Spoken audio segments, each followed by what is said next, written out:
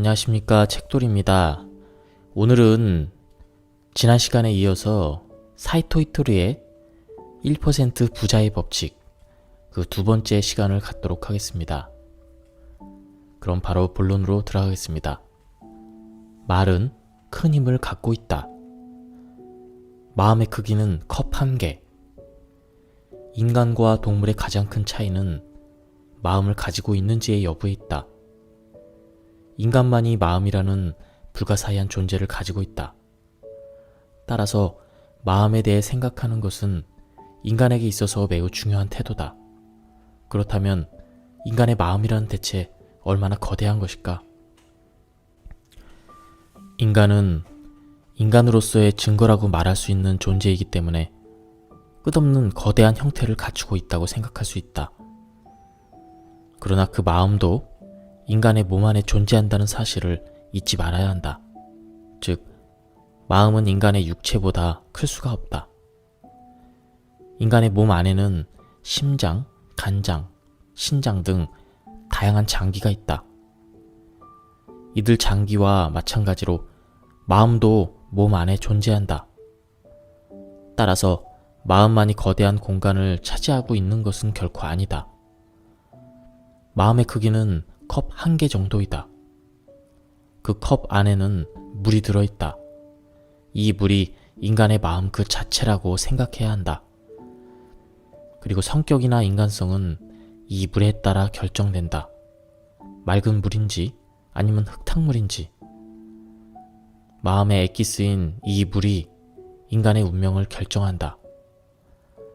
맑은 물이 들어있는 컵을 가지고 있는 사람의 인간성은 푸른 하늘에 비유할 수 있다. 하지만 흐린 물이 들어있는 컵을 가지고 있는 사람의 마음은 그 물과 마찬가지로 어둡고 혼탁하다. 마음속에 깨끗한 물을 담자. 사실 대부분의 사람들이 가지고 있는 물은 혼탁하다. 부지부실간에 자신을 비롯한 주변 사람들이 혼탁한 물을 컵에 떨어뜨리고 있기 때문이다. 혼탁한 물은 지금껏 자신이 한 말 또는 자기 자신에 대한 실망이나 포기나 질투 같은 말이다. 나는 정말 쓸모없는 인간이야. 무슨 일을 해도 되는 게 없어.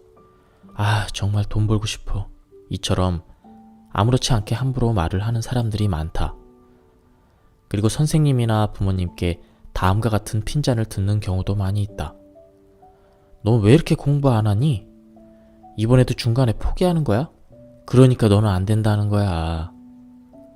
다른 사람으로부터 핀잔을 듣거나 바보 취급을 당한다면 마음의 물은 점차 흐려진다. 우리 마음의 컵에는 맑은 물이 가득 들어있다. 자기 자신에게 향한 말, 주변 사람들의 평가는 바로 이 컵에 떨어지는 또 다른 물이다. 이 같은 물이 유입되면 컵 안의 물은 당연히 넘치게 된다. 이렇게 넘쳐 흐르는 물이 그 사람의 인간 자체를 표현한다. 넘쳐 흐르는 물은 그 사람의 표정이나 태도 또는 행동으로 나타난다. 한편으로는 언어로도 나타난다. 그렇다면 컵 안에 물이 더러워져 있을 경우에는 어떻게 될까? 넘쳐 흐르는 물도 당연히 더러울 수밖에 없다. 만일 불쾌하다라는 더러운 물로 가득 차 있는 컵을 가지고 있다면 넘쳐 흐르는 물 또한 불쾌한 것이 된다. 그런 컵을 가지고 있는 사람은 세상을 부정적으로 보고 부정적인 말만 한다. 따라서 사업을 통해 성공과 행복을 이룰 수 없다. 마음의 컵이 더러운 물로 가득 채워져 있는 동안에는 결코 행복해질 수 없다. 행복해지려면 먼저 그 더러운 물을 맑은 물로 바꿔야 한다. 더러운 물을 맑은 물로 바꿀 수 있는 방법은 무엇일까? 그 해답은 깨끗한 물의 유입이다. 수도꼭지에서 한 방울씩 떨어지는 맑은 물을 받아들이면 처음에는 더러운 물이 넘친다. 이는 컵 안에 이미 존재하던 물이 넘치는 것이기 때문에 어쩔 수 없는 현상이다. 그러나 맑은 물을 계속 유입하다 보면 어느 순간 컵 안의 물은 맑은 물로 바뀐다. 그런데 맑은 물이란 대체 어떤 물을 가리키는 것일까? 말이 가장 중요하다. 컵에 더러운 물이 들어있어도 맑은 물을 계속 유입하면 컵 안은 마침내 깨끗해진다. 중요한 것은 컵에 유입하는 맑은 물이 대체 어떤 것인가 하는 점이다. 알기 쉽게 설명하면 물은 말이다. 맑은 말을 한 방울씩 참을성 있게 유입하는 것, 즉 아름다운 말을 사용해야 한다. 말은 매우 주요한 힘을 가지고 있다. 흔히 아무렇지 않게 사용하는 말이 그 사람의 행동이나 삶을 결정지을 정도이다. 한 번 더 하겠습니다. 말은 매우 주요한 힘을 가지고 있다. 흔히 아무렇지 않게 사용하는 말이 그 사람의 행동이나 삶을 결정지을 정도이다. 지구상에서 말을 사용하는 동물은 인간밖에 없다. 그렇기 때문에 인간은 무한대의 가능성을 갖추고 있다. 말의 힘과 그 말을 사용하는 인간의 위대한 가능성을 잘 알고 있었던 인물이 바로 그리스도와 석가이다. 두 사람은 다음과 같은 뜻깊은 가르침을 남겼다. 말이 가장 중요하다. 나는 행복해 라고 말하라. 아름다운 말을 사용하면 행복해진다. 말은 신이 사람에게만 부여한 위대한 능력이다. 그리고 그 능력이 낳은 최고의 걸작이야말로 웃음이다. 지구상에서 웃을 수 있는 생명체는 오직 사람뿐이다. 웃음은 말을 부여받은 사람만의 특권이다. 웃음은 사람을 즐겁게 만들어준다. 또한 기쁘게 만들어준다. 이렇게 생각해보면 유머는 신이 창출한 최고의 능력인지도 모르겠다. 하지만 유감스럽게도 사람들은 대부분 그 유머라는 위대한 능력을 충분히 활용하지 못하고 있다. 즐거운 인생, 행복한 인생은 유머를 통해 창출할 수 있다. 그런데도 대부분 이에 대해 진지하게 생각하지 않으니 정말 유감스러운 일이 아닐 수가 없다. 말은 사람에게 매우 중요한 존재다. 마음의 컵에 유입되는 물이 말이라는 것, 그리고 컵 안에 맑은 물로 채우려면 평소 입에 담는 말을 잘 선별해야 된다는 사실을 명심해야 한다. 아름다운 말을 사용하면 행복해지고 거친 말을 사용하면 불행해진다. 아름다운 말을 사용하면 행복해지고 거친 말을 사용하면 불행해진다. 이처럼 세상은 매우 단순한 구조로 이루어져 있다.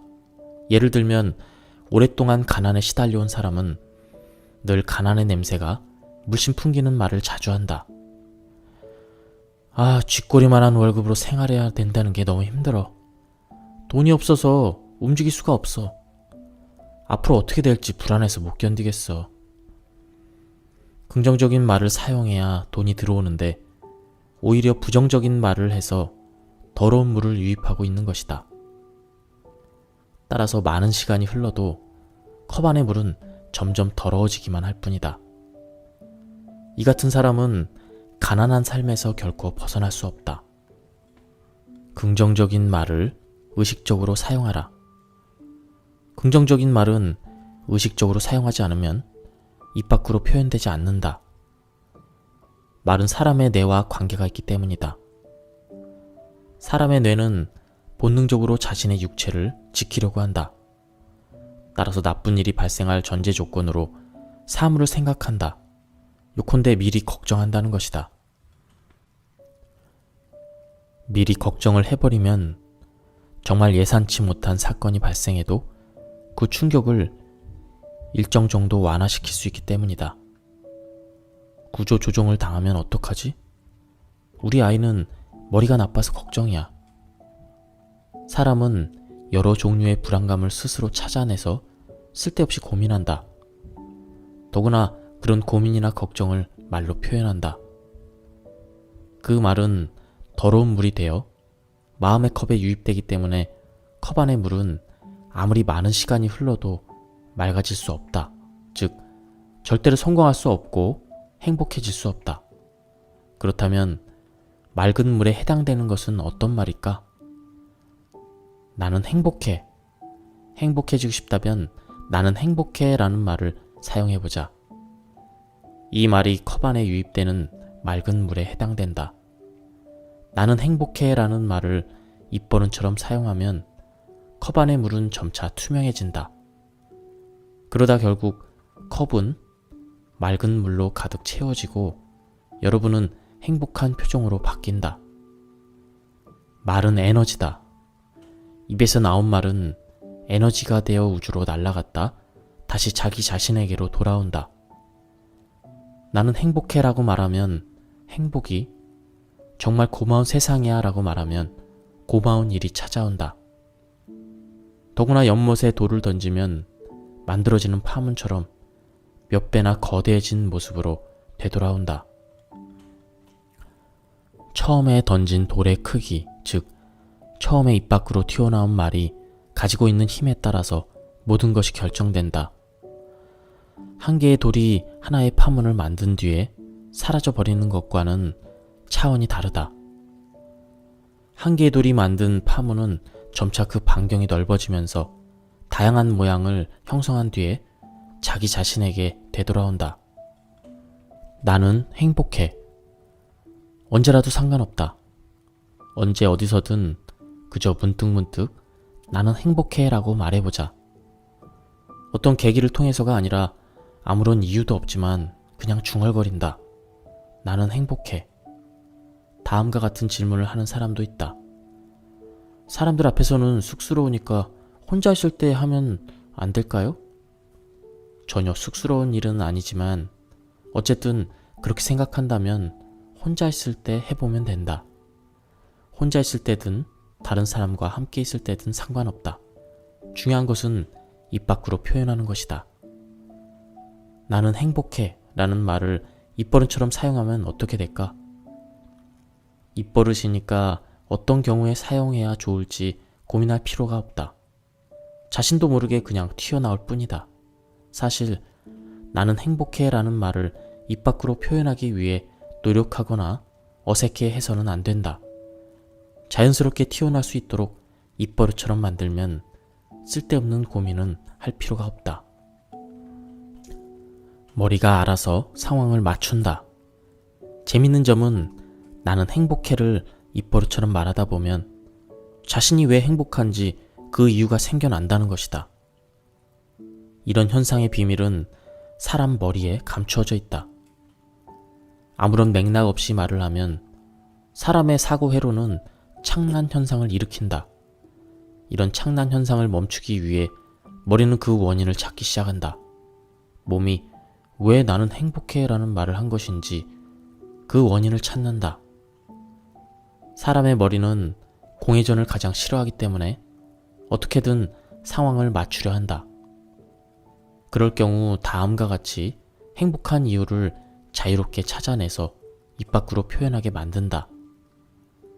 그래, 오늘 날씨가 좋아서 나는 행복해. 주변 사람들은 무슨 헛소리를 하느냐고 힐난할지 모른다. 이런 비난에는 귀 기울일 필요가 없다. 그저 행복과 관련된 내용을 말로 표현하면 된다. 한편 나는 행복해 라는 말과 대치되는 것은 한숨이다.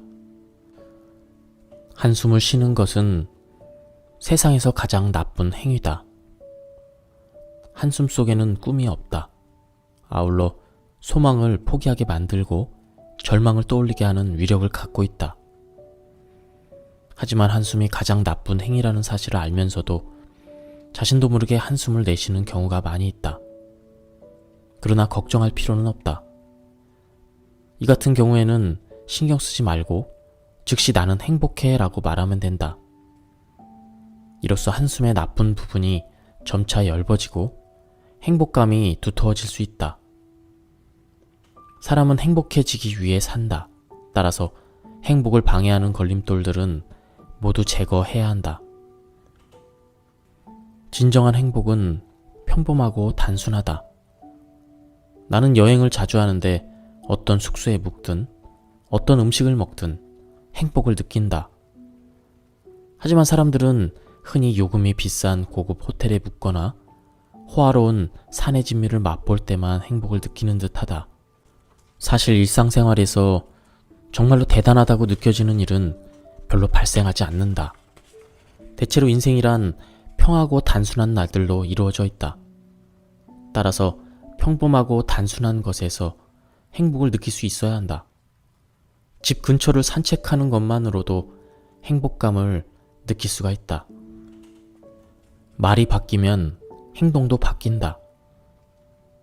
해서는 안 되는 일은 없다고 말해라. 나는 행복해. 이 말은 엄청난 힘을 갖고 있다. 하지만 이 말로는 부족하다. 나는 행복해 라고 말한 뒤에 이어져야 되는 말이 있다. 해서는 안 되는 일이란 없어.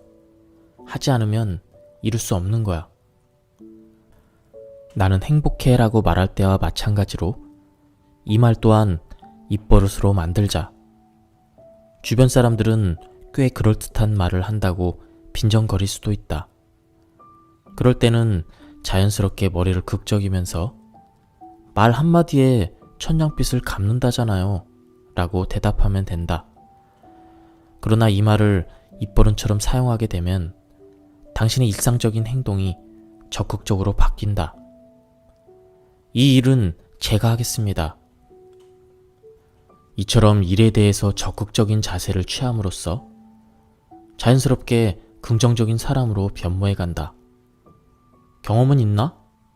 상대방이 질문을 하면 다음과 같이 대답한다. 경험이 없기 때문에 더욱 해보고 싶습니다. 저에게 기회를 한번 주십시오. 즉, 자신도 모르는 사이에 적극적 행동적인 인물로 바뀐다. 그리고 어느 정도 시간이 흐르면 사람들의 평가가 달라진다. 저 친구 요즘 많이 변했어. 입 밖으로 나오는 말이 바뀌면 행동도 바뀐다. 그리고 마침내 주변 사람들의 시선이 바뀐다. 나는 풍족해 라고 말하면 풍부한 지혜가 떠오른다. 예를 들어 내 집을 갖고 싶으면 먼저 나는 행복해 라고 말한다. 얼마 후에 집을 구입할 수 있는 기회가 반드시 찾아올 것이다. 그때 해서 안 되는 일은 없어. 하지 않으면 이룰 수 없는 거야 라고 말하면 반드시 기회를 붙잡을 수 있다. 그리고 나는 풍족해 라고 말하면 집을 구할 수 있는 풍부한 지혜가 샘솟는다. 이 또한 마찬가지로 확실하게 활용해야 한다. 이렇게 해서 자신도 모르는 사이에 자연스럽게 집을 구입하게 된다. 그건 그렇고 집을 원하는 경우에 왜 갑자기 나는 행복해 라는 말을 해야 되는 것인지 이해하기 어렵다는 사람도 있을 수 있다. 하지만 이는 이치에 맞는다. 나는 행복해. 해서는 안 되는 일이란 없어. 하지 않으면 이룰 수 없는 거야. 나는 풍족해. 이런 식으로 말을 계속하면 마침내 원하던 집을 구입할 수 있다. 그때 당신은 틀림없이 이렇게 말할 것이다. 멋진 집을 구했어. 정말 고마운 세상이야. 세상에 감사하는 이 말을 나는 가장 먼저 사용한다.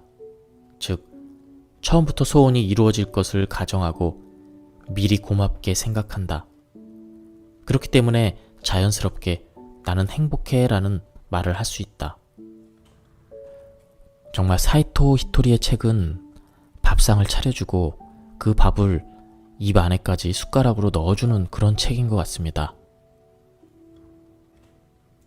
말로 표현하면 행복은 저절로 따라온다. 이제 성공하기 위해 필요한 말 한마디를 더 소개해보자. 정말 고마운 세상이야. 집을 원할 때는 가장 먼저 멋진 집을 구입했어. 정말 고마운 세상이야 라고 미리 생각하라고 설명했다. 이때 머릿속으로 생각한 고맙다는 마음을 입 밖으로 표현하면 재밌게도 그 다음부터 정말 고마운 현상들이 잇따라 발생한다. 고마운 일이 있는 다음에 고맙다고 말하는 것은 순서에 맞지 않다.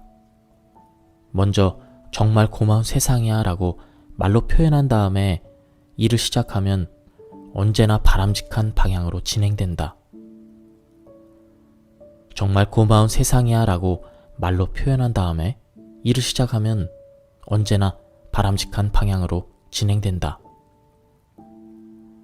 직장인이라면 사무실 책상 앞에 앉아 있을 때 정말 고마운 세상이야 라고 말로 표현하면 된다. 이렇게 더운 여름날에 밖에서 진땀을 흘리며 일하는 사람도 있어. 그런데 나는 이렇게 에어컨이 설치된 방에서 일을 할 수 있으니 정말 행복해.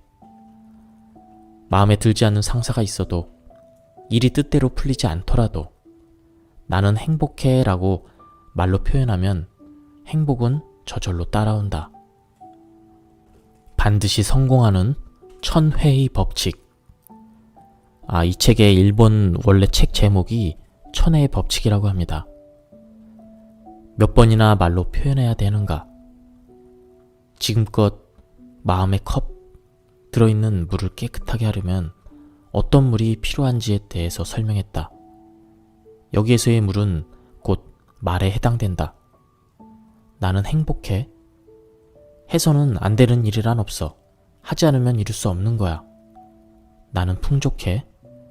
정말 고마운 세상이야. 이 같은 말들이 마음을 깨끗하게 만들어준다. 그런데 좀 더 중요한 문제가 있다. 이들 말을 입 밖으로 표현하는 횟수이다. 세상에는 다음과 같은 법칙이 있다.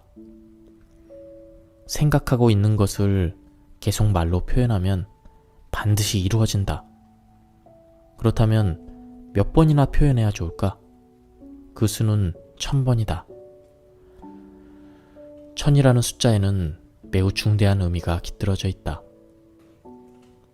불가에서는 소원이 있을 때 기본적으로 1000배를 올린다. 이를 3번 거듭하면 3000배라고 하여 가장 정성이 깃들어진 행동으로 간주한다. 예로부터 1000이라는 숫자에는 묘한 힘이 깃들어져 있다. 어떤 일이든 1000번을 되풀이하면 반드시 순조로운 방향으로 진행된다. 1000회의 법칙도 같은 의미이다. 재밌는 점은 무슨 일이든 1000번을 반복하면 신이 힘을 빌려준다는 것이다. 예를 들어 나는 행복해 라는 말을 1000번 이상 표현하면 다양한 기회가 자연스럽게 찾아온다. 마치 당연하다는 듯 찾아온다. 저항이 강할수록 행복해질 수 있다. 그러나 여기에서 주의해야 될 점이 있다. 기회가 눈앞으로 다가온 것과 그 기회를 붙잡는 것은 별개의 문제다. 기회를 확실하게 붙잡으려면 해서 안 되는 일은 없어. 하지 않으면 이룰 수 없는 거야 라고 말해야 할 필요가 있다. 이 또한 1000번이다. 이윽고 눈앞에는 다양한 기회가 찾아온다. 기회가 종류는 다양하다. 그러나 그대로 내버려 두면 기회는 사라져버리고 만다. 해서는 안 되는 일이란 없어. 하지 않으면 이룰 수 없는 거야. 이 말을 되풀이함으로써 그 기회를 놓치지 말아야 한다. 말로 표현하는 횟수가 1000번이 넘으면 눈앞으로 다가온 기회를 확실하게 붙잡을 수 있다. 괜히 혼잣말로 중얼거리면 주위 사람들이 이상한 눈으로 바라보지 않을까요? 이렇게 생각하는 사람도 있겠지만 그런 시선은 무시해도 된다. 물체가 움직일 때 마찰이나 공기 저항이 발생하는 것과 같은 현상이기 때문이다. 하늘을 나는 비행기를 상상해보자. 그렇게 크고 무거운 비행기가 어떻게 하늘을 날 수 있을까? 비행기가 하늘을 날 수 있는 이유는 공기 저항이 존재하기 때문이다. 직진하는 힘에 대해 공기 저항이 날개에 작용하면서 거대한 비행기를 밀어 올린다. 이는 비행기뿐만 아니라 모든 물체에 작용할 수 있다. 저항이 강하면 강할수록 더 높이 상승할 수 있다. 맞바람 같은 저항에 떠밀린다는 마음으로 자신있게 앞으로 나아가면 여러분의 몸은 높이 떠오른다. 반면에 저항이 두렵다고 그 힘이 약화되면 속도가 떨어지면서 추락하게 된다. 이상한 사람이라고 생각하는 사람도 있을 테지만 그렇다고 쑥스러워하거나 화낼 필요는 없다. 여러분에게 향하는 그런 목소리들이 공기 저항의 역할을 하면서 여러분을 더 높이 뛰어 올릴 테니까 말이다. 컵 안의 물이 맑아졌을 때 수많은 사람들의 부러움과 질투를 한 몸에 받는 인기 여가수가 있었다.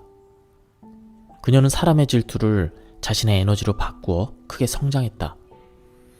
질투라는 저항을 이용해 하늘 높이 날아오른 것이다. 주위 사람들의 시선을 의식한 나머지 저항에 무릎 꿇어서는 안 된다. 질투를 받더라도, 비웃음을 사더라도, 호기심에 가득 찬 시선을 받더라도 신경 쓸 필요가 없다. 이 같은 힘은 오히려 여러분을 도와주는 역할을 하기 때문이다. 무슨 일이 있어도 나는 행복해 라는 말을 반복하자. 그 결과 언젠가 주위 사람들의 시선이 바뀌고 여러분의 혼잣말은 주위 풍경의 일부가 되어 자연스럽게 세상에 녹아들 것이다. 이때가 바로 혼잣말을 1000번 정도 반복한 시기에 해당된다. 마음의 컵을 생각해보자. 혼잣말을 1000번 이상 되풀이한 여러분의 마음의 컵은 완전히 맑아진다. 맑은 물이 들어있는 그 컵에 계속 맑은 물을 유입하면 컵에서 흘러넘치는 물은 언제부터인가 맑은 물로 바뀐다. 이것이 천혜의 법칙이다. 1000번을 반복해 컵 안의 물이 완전히 맑아지면 이제는 가끔씩 맑은 물이 유입되기만 하면 된다. 설사 더러운 물이 유입된다 해도 가끔씩 맑은 물이 다시 유입되는 것만으로도 원래 맑은 상태로 되돌아갈 수 있기 때문이다. 노력을 해서는 안 된다. 맑은 마음의 물로 아름다운 말을 할 때 유의해야 될 점이 있다. 노력해서는 안 된다는 것이다. 그래, 1000번을 되풀이하는 거야. 이렇게 1000번을 의식하거나 자기 자신에게 어떤 부담도 주지 말아야 한다. 즉, 노력하는 행동은 하지 말아야 한다. 의식적으로 말하는 것이 아니라 자신도 모르는 사이에 무의식적으로 입 밖으로 새어나오는 상태가 이상적이다. 천혜의 법칙은 자신의 몸이 자연스럽게 움직이는 상태에서 이루어지지 않으면 효과가 없다. 가만히 생각해보면 알 수 있지만 몸이 자연스럽게 움직이는 것이니까 굳이 노력할 필요가 없는 것이다. 절대로 노력하지 마십시오. 난 20년 전부터 이렇게 말해왔다.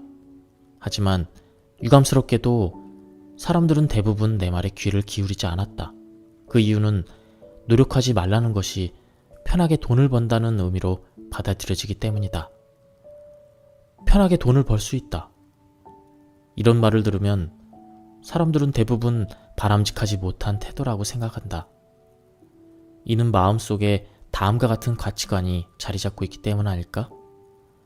행복을 붙잡으려면 땀 흘려 노력해야 한다. 노력과 성공은 아무런 관계가 없다. 극단적인 표현인지 모르겠지만 알기 쉽게 한마디로 설명한다면 노력하는 동안에는 절대로 부자가 될 수 없다. 이미 이해한 사람도 있을 테지만 돈을 벌고 행복해지기 위해 가장 중요한 것은 혼잣말과 그 횟수이다. 여러분이 회사 사장으로서 매출을 5배가량 늘리고 싶다면 이렇게 말하면 된다. 매출을 5배로 늘릴 거야. 이 말을 1000번 반복한다. 오해하지 말아야 할 것이 있다. 매출을 5배 늘리려면 5배는 더 노력해야 돼 라는 말은 하지 말아야 한다는 점이다. 일반적으로 회사라면 매출을 늘리기 위해 최선을 다해 지혜를 짜고 있고 사원들도 최선을 다해 노력하고 있다. 이 같은 상태에서 다시 5배의 노력을 한다는 것은 아무리 생각해도 무리이다. 그리고 5배의 노력을 한다고 해서 매출이 5배로 늘어난다는 것은 아니다. 현실적으로 매출을 5배로 그 5배 정도로 늘릴 회사가 있다면 이는 5배 편하게 지냈기 때문이다. 하루 8시간 일하는 사람이 5배 더 열심히 일해서 5배의 이익을 올리겠다고 생각한다면 그 사람은 하루에 40시간씩 일해야 한다. 하루는 24시간이니까 그 다음 날에도 오늘 처리해야 될 그 할 일의 양을 보충해야 된다는 계산이 나온다. 당연히 앞뒤가 맞지 않는 말 아닌가? 그런데도 다음과 같이 사원들을 격려하는 사장이 있다. 우리 모두가 열심히 노력했기 때문에 이번 달에는 매출이 증가했습니다.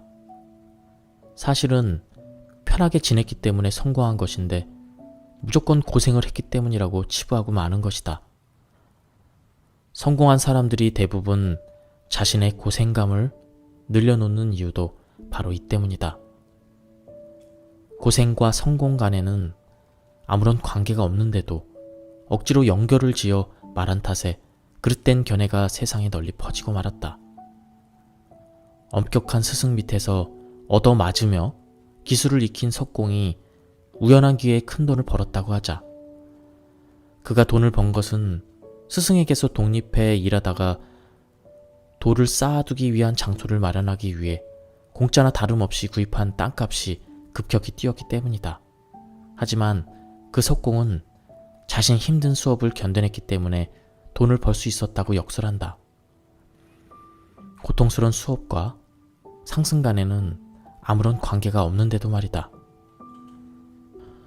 여기까지 오늘은 그 말의 중요성에 대해서 알아보았습니다. 다음 시간에는 운 좋은 사람에게는 절대 당할 수 없다. 이 부분을 낭독하도록 하겠습니다. 여기까지 들어주셔서 감사합니다. 안녕하십니까, 책돌이입니다. 오늘은 지난 시간에 이어서 사이토 이토리의 1% 부자의 법칙, 그 두 번째 시간을 갖도록 하겠습니다. 그럼 바로 본론으로 들어가겠습니다. 말은 큰 힘을 갖고 있다. 마음의 크기는 컵 한 개. 인간과 동물의 가장 큰 차이는 마음을 가지고 있는지의 여부에 있다. 인간만이 마음이라는 불가사의한 존재를 가지고 있다. 따라서 마음에 대해 생각하는 것은 인간에게 있어서 매우 중요한 태도다. 그렇다면 인간의 마음이란 대체 얼마나 거대한 것일까? 인간은 인간으로서의 증거라고 말할 수 있는 존재이기 때문에 끝없는 거대한 형태를 갖추고 있다고 생각할 수 있다. 그러나 그 마음도 인간의 몸 안에 존재한다는 사실을 잊지 말아야 한다. 즉, 마음은 인간의 육체보다 클 수가 없다. 인간의 몸 안에는 심장, 간장, 신장 등 다양한 장기가 있다. 이들 장기와 마찬가지로 마음도 몸 안에 존재한다. 따라서 마음만이 거대한 공간을 차지하고 있는 것은 결코 아니다. 마음의 크기는 컵 한 개 정도이다. 그 컵 안에는 물이 들어있다. 이 물이 인간의 마음 그 자체라고 생각해야 한다. 그리고 성격이나 인간성은 이 물에 따라 결정된다. 맑은 물인지 아니면 흙탕물인지. 마음의 엑기스인 이 물이 인간의 운명을 결정한다. 맑은 물이 들어있는 컵을 가지고 있는 사람의 인간성은 푸른 하늘에 비유할 수 있다. 하지만 흐린 물이 들어있는 컵을 가지고 있는 사람의 마음은 그 물과 마찬가지로 어둡고 혼탁하다. 마음속에 깨끗한 물을 담자. 사실 대부분의 사람들이 가지고 있는 물은 혼탁하다. 부지부실간에 자신을 비롯한 주변 사람들이 혼탁한 물을 컵에 떨어뜨리고 있기 때문이다. 혼탁한 물은 지금껏 자신이 한 말 또는 자기 자신에 대한 실망이나 포기나 질투 같은 말이다. 나는 정말 쓸모없는 인간이야. 무슨 일을 해도 되는 게 없어. 정말 돈 벌고 싶어. 이처럼 아무렇지 않게 함부로 말을 하는 사람들이 많다. 그리고 선생님이나 부모님께 다음과 같은 핀잔을 듣는 경우도 많이 있다. 너 왜 이렇게 공부 안 하니? 이번에도 중간에 포기하는 거야? 그러니까 너는 안 된다는 거야. 다른 사람으로부터 핀잔을 듣거나 바보 취급을 당한다면 마음의 물은 점차 흐려진다. 우리 마음의 컵에는 맑은 물이 가득 들어있다. 자기 자신에게 향한 말, 주변 사람들의 평가는 바로 이 컵에 떨어지는 또 다른 물이다. 이 같은 물이 유입되면 컵 안의 물은 당연히 넘치게 된다. 이렇게 넘쳐 흐르는 물이 그 사람의 인간 자체를 표현한다. 넘쳐 흐르는 물은 그 사람의 표정이나 태도 또는 행동으로 나타난다. 한편으로는 언어로도 나타난다. 그렇다면 컵 안에 물이 더러워져 있을 경우에는 어떻게 될까? 넘쳐 흐르는 물도 당연히 더러울 수밖에 없다. 만일 불쾌하다라는 더러운 물로 가득 차 있는 컵을 가지고 있다면 넘쳐 흐르는 물 또한 불쾌한 것이 된다. 그런 컵을 가지고 있는 사람은 세상을 부정적으로 보고 부정적인 말만 한다. 따라서 사업을 통해 성공과 행복을 이룰 수 없다. 마음의 컵이 더러운 물로 가득 채워져 있는 동안에는 결코 행복해질 수 없다. 행복해지려면 먼저 그 더러운 물을 맑은 물로 바꿔야 한다. 더러운 물을 맑은 물로 바꿀 수 있는 방법은 무엇일까? 그 해답은 깨끗한 물의 유입이다. 수도꼭지에서 한 방울씩 떨어지는 맑은 물을 받아들이면 처음에는 더러운 물이 넘친다. 이는 컵 안에 이미 존재하던 물이 넘치는 것이기 때문에 어쩔 수 없는 현상이다. 그러나 맑은 물을 계속 유입하다 보면 어느 순간 컵 안의 물은 맑은 물로 바뀐다. 그런데 맑은 물이란 대체 어떤 물을 가리키는 것일까? 말이 가장 중요하다. 컵에 더러운 물이 들어있어도 맑은 물을 계속 유입하면 컵 안은 마침내 깨끗해진다. 중요한 것은 컵에 유입하는 맑은 물이 대체 어떤 것인가 하는 점이다. 알기 쉽게 설명하면 물은 말이다. 맑은 말을 한 방울씩 참을성 있게 유입하는 것, 즉 아름다운 말을 사용해야 한다. 말은 매우 주요한 힘을 가지고 있다. 흔히 아무렇지 않게 사용하는 말이 그 사람의 행동이나 삶을 결정지을 정도이다. 한 번 더 하겠습니다. 말은 매우 주요한 힘을 가지고 있다. 흔히 아무렇지 않게 사용하는 말이 그 사람의 행동이나 삶을 결정지을 정도이다. 지구상에서 말을 사용하는 동물은 인간밖에 없다. 그렇기 때문에 인간은 무한대의 가능성을 갖추고 있다. 말의 힘과 그 말을 사용하는 인간의 위대한 가능성을 잘 알고 있었던 인물이 바로 그리스도와 석가이다. 두 사람은 다음과 같은 뜻깊은 가르침을 남겼다. 말이 가장 중요하다. 나는 행복해 라고 말하라. 아름다운 말을 사용하면 행복해진다. 말은 신이 사람에게만 부여한 위대한 능력이다. 그리고 그 능력이 낳은 최고의 걸작이야말로 웃음이다. 지구상에서 웃을 수 있는 생명체는 오직 사람뿐이다. 웃음은 말을 부여받은 사람만의 특권이다. 웃음은 사람을 즐겁게 만들어준다. 또한 기쁘게 만들어준다. 이렇게 생각해보면 유머는 신이 창출한 최고의 능력인지도 모르겠다. 하지만 유감스럽게도 사람들은 대부분 그 유머라는 위대한 능력을 충분히 활용하지 못하고 있다. 즐거운 인생, 행복한 인생은 유머를 통해 창출할 수 있다. 그런데도 대부분 이에 대해 진지하게 생각하지 않으니 정말 유감스러운 일이 아닐 수가 없다. 말은 사람에게 매우 중요한 존재다. 마음의 컵에 유입되는 물이 말이라는 것, 그리고 컵 안에 맑은 물로 채우려면 평소 입에 담는 말을 잘 선별해야 된다는 사실을 명심해야 한다. 아름다운 말을 사용하면 행복해지고 거친 말을 사용하면 불행해진다. 아름다운 말을 사용하면 행복해지고 거친 말을 사용하면 불행해진다.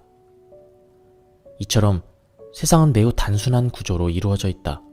예를 들면 오랫동안 가난에 시달려온 사람은 늘 가난의 냄새가 물씬 풍기는 말을 자주 한다. 아, 쥐꼬리만한 월급으로 생활해야 된다는 게 너무 힘들어. 돈이 없어서 움직일 수가 없어. 앞으로 어떻게 될지 불안해서 못 견디겠어. 긍정적인 말을 사용해야 돈이 들어오는데 오히려 부정적인 말을 해서 더러운 물을 유입하고 있는 것이다. 따라서 많은 시간이 흘러도 컵 안의 물은 점점 더러워지기만 할 뿐이다. 이 같은 사람은 가난한 삶에서 결코 벗어날 수 없다. 긍정적인 말을 의식적으로 사용하라. 긍정적인 말은 의식적으로 사용하지 않으면 입 밖으로 표현되지 않는다. 말은 사람의 뇌와 관계가 있기 때문이다. 사람의 뇌는 본능적으로 자신의 육체를 지키려고 한다. 따라서 나쁜 일이 발생할 전제 조건으로 사물을 생각한다. 요컨대 미리 걱정한다는 것이다. 미리 걱정을 해버리면 정말 예상치 못한 사건이 발생해도 그 충격을 일정 정도 완화시킬 수 있기 때문이다. 구조조정을 당하면 어떡하지? 우리 아이는 머리가 나빠서 걱정이야. 사람은 여러 종류의 불안감을 스스로 찾아내서 쓸데없이 고민한다. 더구나 그런 고민이나 걱정을 말로 표현한다. 그 말은 더러운 물이 되어 마음의 컵에 유입되기 때문에 컵 안의 물은 아무리 많은 시간이 흘러도 맑아질 수 없다. 즉, 절대로 성공할 수 없고 행복해질 수 없다. 그렇다면 맑은 물에 해당되는 것은 어떤 말일까? 나는 행복해.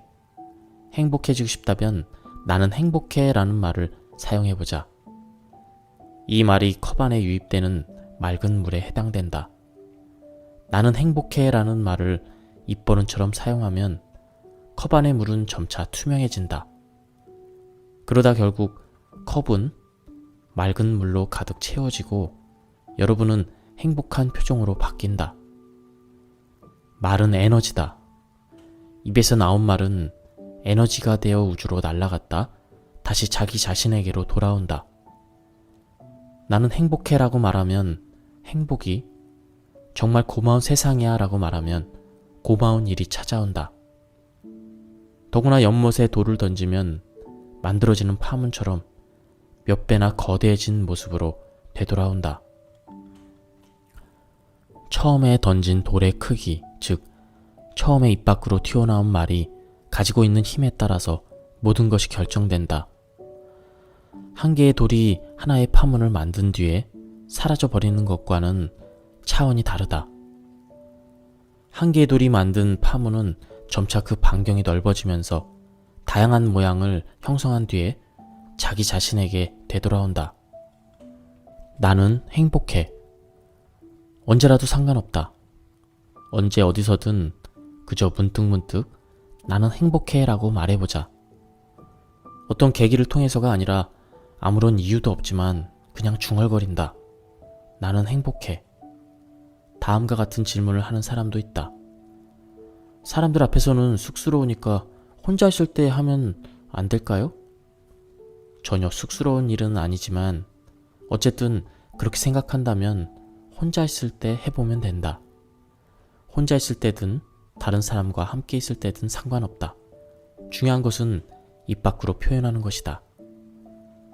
나는 행복해 라는 말을 입버릇처럼 사용하면 어떻게 될까?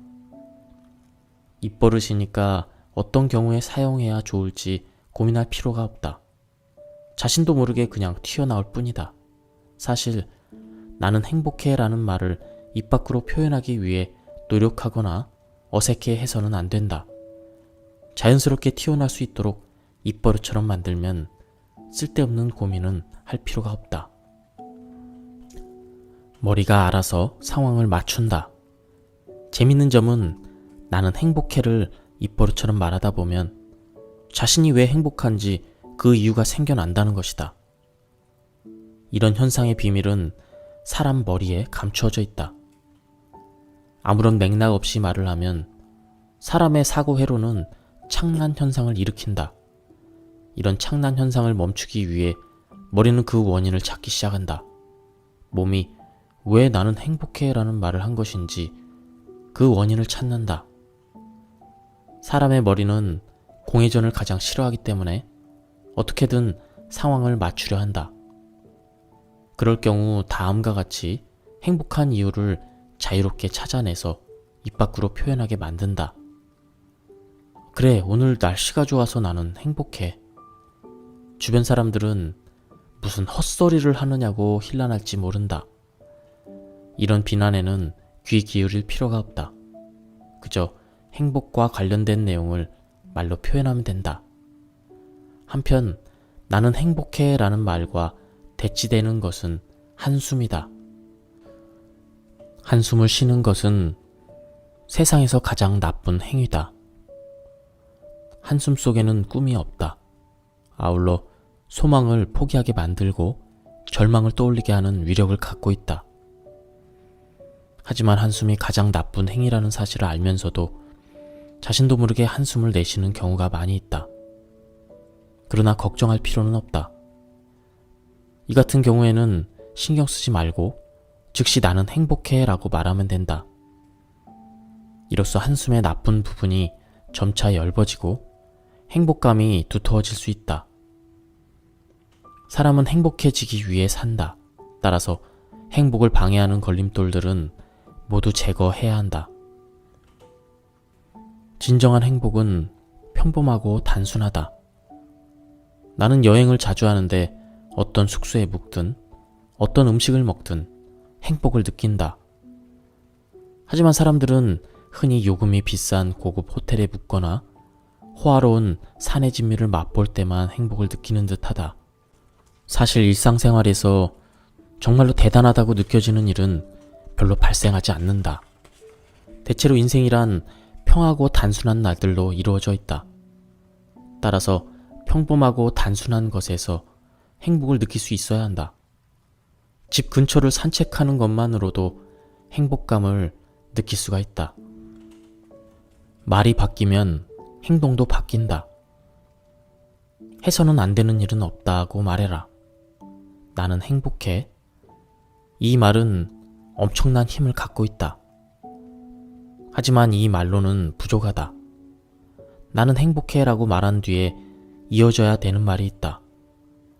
해서는 안 되는 일이란 없어. 하지 않으면 이룰 수 없는 거야. 나는 행복해 라고 말할 때와 마찬가지로 이 말 또한 입버릇으로 만들자.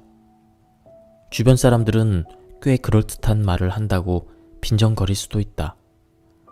그럴 때는 자연스럽게 머리를 극적이면서 말 한마디에 천냥빚을 갚는다잖아요 라고 대답하면 된다. 그러나 이 말을 입버릇처럼 사용하게 되면 당신의 일상적인 행동이 적극적으로 바뀐다. 이 일은 제가 하겠습니다. 이처럼 일에 대해서 적극적인 자세를 취함으로써 자연스럽게 긍정적인 사람으로 변모해 간다. 경험은 있나? 상대방이 질문을 하면 다음과 같이 대답한다. 경험이 없기 때문에 더욱 해보고 싶습니다. 저에게 기회를 한번 주십시오. 즉, 자신도 모르는 사이에 적극적 행동적인 인물로 바뀐다. 그리고 어느 정도 시간이 흐르면 사람들의 평가가 달라진다.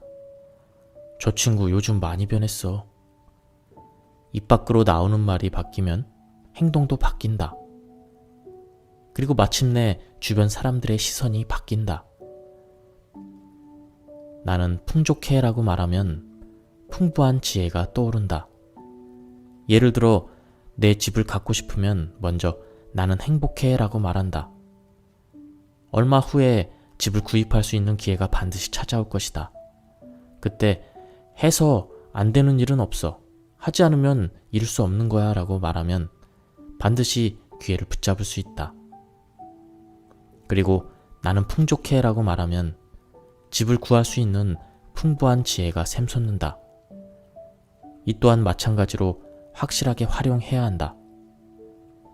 이렇게 해서 자신도 모르는 사이에 자연스럽게 집을 구입하게 된다.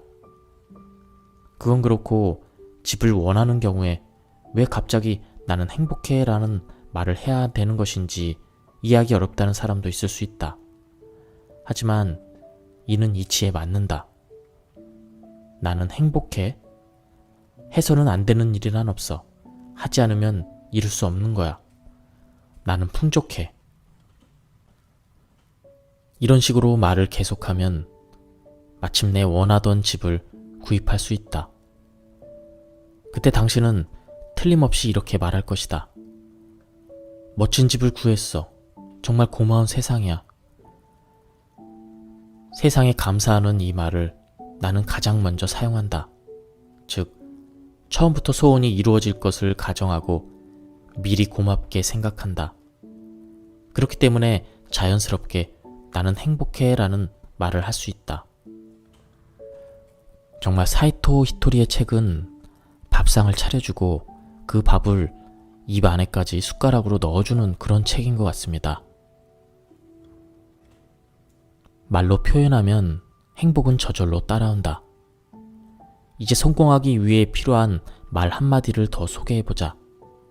정말 고마운 세상이야. 집을 원할 때는 가장 먼저 멋진 집을 구입했어. 정말 고마운 세상이야 라고 미리 생각하라고 설명했다. 이때 머릿속으로 생각한 고맙다는 마음을 입 밖으로 표현하면 재밌게도 그 다음부터 정말 고마운 현상들이 잇따라 발생한다. 고마운 일이 있는 다음에 고맙다고 말하는 것은 순서에 맞지 않다.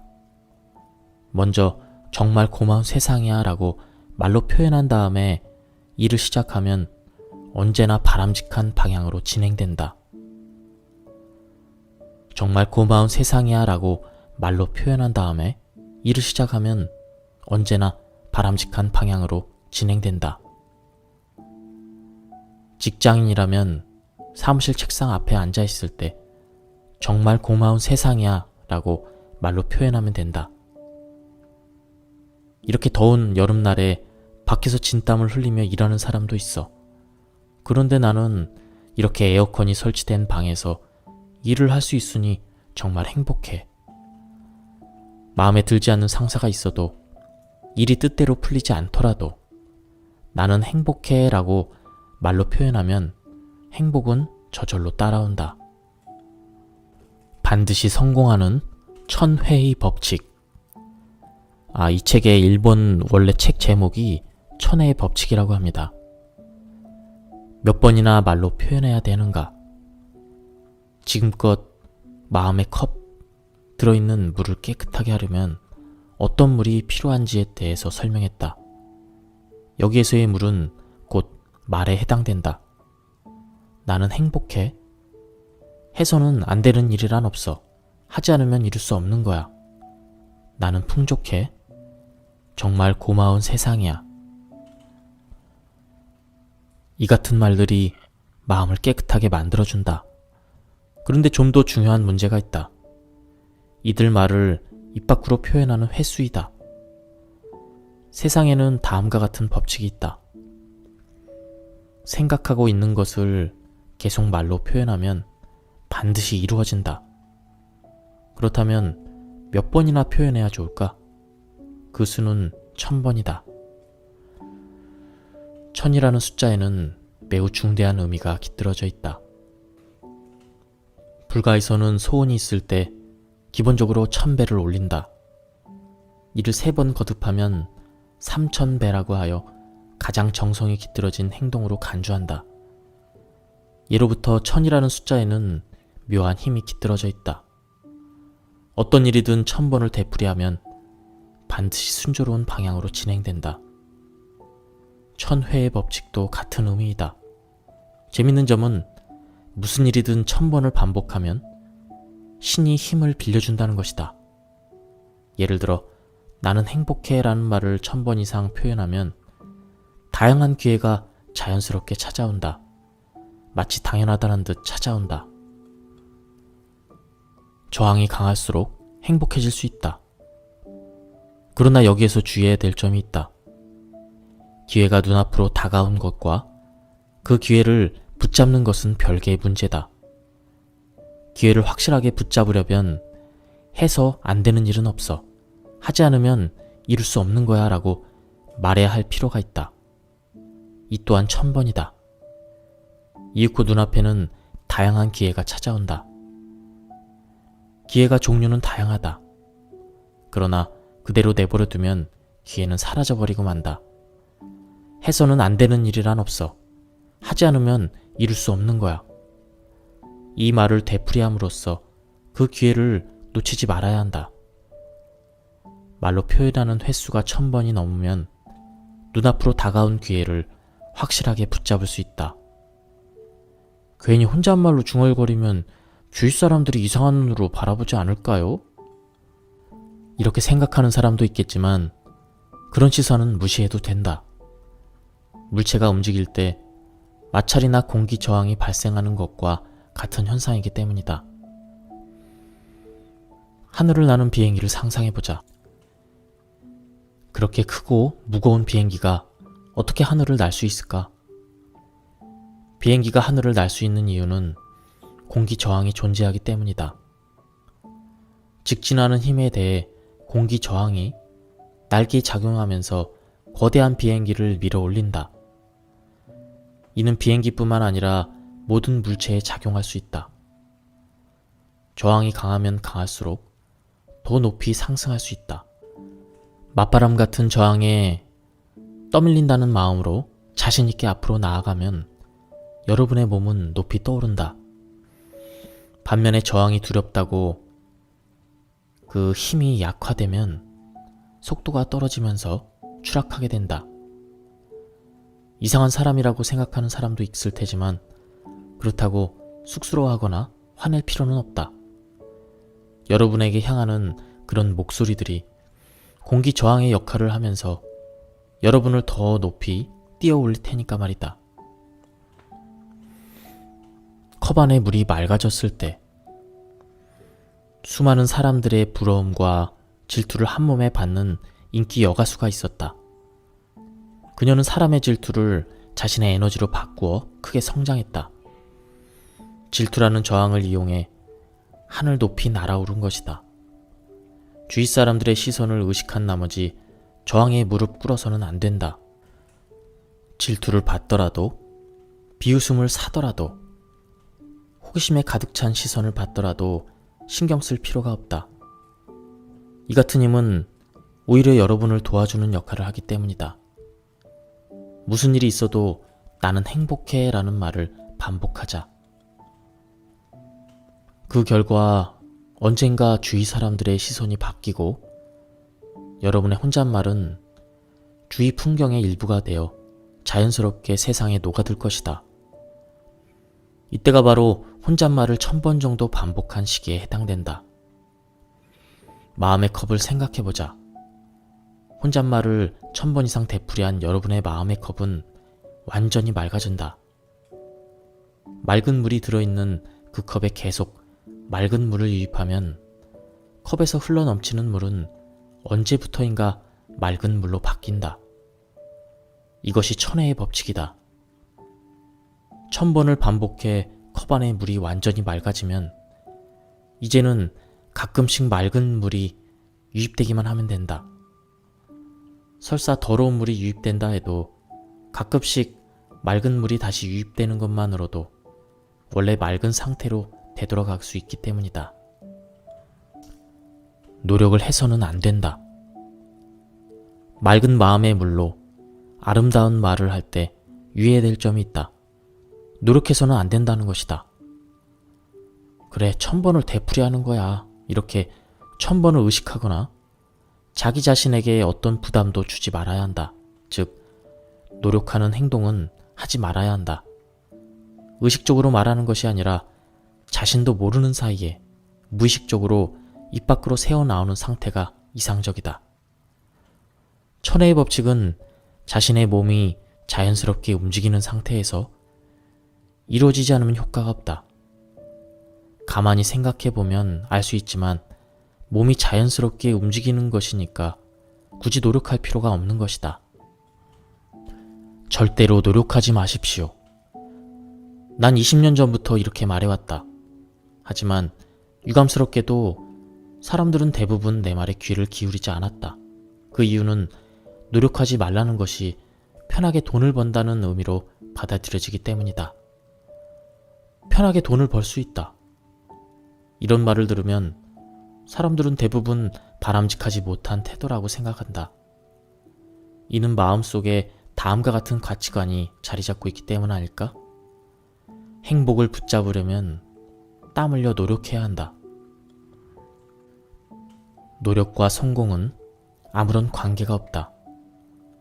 극단적인 표현인지 모르겠지만 알기 쉽게 한마디로 설명한다면 노력하는 동안에는 절대로 부자가 될 수 없다. 이미 이해한 사람도 있을 테지만 돈을 벌고 행복해지기 위해 가장 중요한 것은 혼잣말과 그 횟수이다. 여러분이 회사 사장으로서 매출을 5배가량 늘리고 싶다면 이렇게 말하면 된다. 매출을 5배로 늘릴 거야. 이 말을 1000번 반복한다. 오해하지 말아야 할 것이 있다. 매출을 5배 늘리려면 5배는 더 노력해야 돼 라는 말은 하지 말아야 한다는 점이다. 일반적으로 회사라면 매출을 늘리기 위해 최선을 다해 지혜를 짜고 있고 사원들도 최선을 다해 노력하고 있다. 이 같은 상태에서 다시 5배의 노력을 한다는 것은 아무리 생각해도 무리이다. 그리고 5배의 노력을 한다고 해서 매출이 5배로 늘어난다는 것은 아니다. 현실적으로 매출을 5배로 그 5배 정도로 늘릴 회사가 있다면 이는 5배 편하게 지냈기 때문이다. 하루 8시간 일하는 사람이 5배 더 열심히 일해서 5배의 이익을 올리겠다고 생각한다면 그 사람은 하루에 40시간씩 일해야 한다. 하루는 24시간이니까 그 다음 날에도 오늘 처리해야 될 그 할 일의 양을 보충해야 된다는 계산이 나온다. 당연히 앞뒤가 맞지 않는 말 아닌가? 그런데도 다음과 같이 사원들을 격려하는 사장이 있다. 우리 모두가 열심히 노력했기 때문에 이번 달에는 매출이 증가했습니다. 사실은 편하게 지냈기 때문에 성공한 것인데 무조건 고생을 했기 때문이라고 치부하고 마는 것이다. 성공한 사람들이 대부분 자신의 고생감을 늘려놓는 이유도 바로 이 때문이다. 고생과 성공 간에는 아무런 관계가 없는데도 억지로 연결을 지어 말한 탓에 그릇된 견해가 세상에 널리 퍼지고 말았다. 엄격한 스승 밑에서 얻어맞으며 기술을 익힌 석공이 우연한 기회에 큰 돈을 벌었다고 하자. 그가 돈을 번 것은 스승에게서 독립해 일하다가 돌을 쌓아두기 위한 장소를 마련하기 위해 공짜나 다름없이 구입한 땅값이 급격히 뛰었기 때문이다. 하지만 그 석공은 자신 힘든 수업을 견뎌냈기 때문에 돈을 벌 수 있었다고 역설한다. 고통스러운 수업과 상승 간에는 아무런 관계가 없는데도 말이다. 여기까지 오늘은 그 말의 중요성에 대해서 알아보았습니다. 다음 시간에는 운 좋은 사람에게는 절대 당할 수 없다. 이 부분을 낭독하도록 하겠습니다. 여기까지 들어주셔서 감사합니다.